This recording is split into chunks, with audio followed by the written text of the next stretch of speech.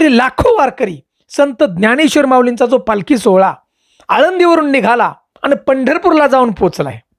संत ज्ञानेश्वर माऊली, जगद्गुरु संत तुकाराम महाराज आणि पांडुरंगाच्या नामगजरामध्ये ऊन वारा पावसाची कुठलीही तमा न बाळगता आणि भगवंताच्या पायाशी नतमस्तक झाले लाखो वारकरी आणि प्रत्यक्षात माऊली.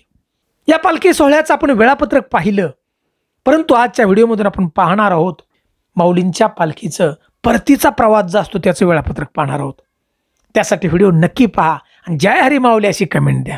मराठी कथाकथन चॅनलमध्ये आपलं मनापासून सहर्ष स्वागत आहे. तर मित्रांनो, माऊलींच्या पालखीचं जी प्रस्थान आहे पंढरपूर मधून होतोय 10/7/2025 वार गुरुवारी येतोय.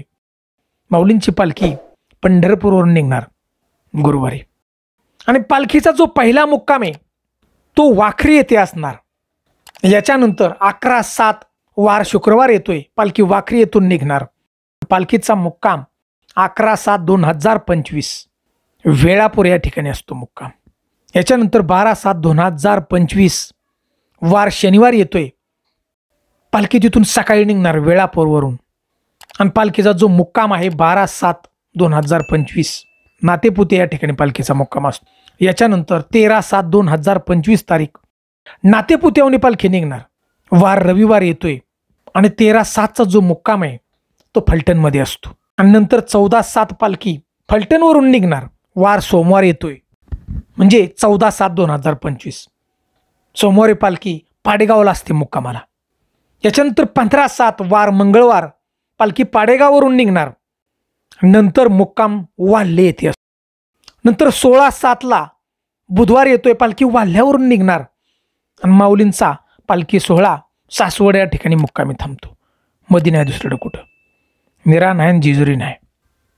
याच्यानंतर 17/7 तारीख येते वार गुरुवार सासवडवरून पालखी निघते, ती पालखीचा मुक्काम हडपसर या ठिकाणी असतो. आणि नंतर 18/7 शुक्रवार येतोय, हडपसरवरून पालखी निघणार, ती पालखीचा मुक्काम भवानी पेठेत असणार. 19/7चा जो मुक्काम आहे तो पुण्यातच असतो आणि याच्यानंतर 20/7/2025 पालखी पुण्यातून निघते आणि माऊलींचा जो मुक्काम आळंदी येथे असतो. नंतर 21/7 पालखी आळंदीतून नगर प्रदक्षिणा करते आणि हजरी मारुती मंदिर या ठिकाणी नारळ प्रसाद दिला जातो. नंतर संत ज्ञानेश्वर माऊली, जगाची माऊली, श्री माऊलींच्या मंदिरामध्ये जाते. तर मित्रांनो, असा हा परतीचा प्रवास माऊलींचा. या परतीच्या प्रवासामध्ये लाखो वारकरी परत माघारी येतात. जे वारकरी वर्षभर प्रत्येक एकादशीला आळंदी ते पंढरपुरी वारी करतात, असे निष्ठावंत वारकरी परतीच्या प्रवासात सुद्धा शेवटपर्यंत माऊलीला घालवाय असतात. परत माऊली आळंदीवरून पंढरपूर आणि पंढरपूरवरून माऊली परत प्रत्यक्षात भगवंताच्या पायाशी नतमस्तक होऊन माऊली आळंदीमध्ये परत समाधिस्थ होतात.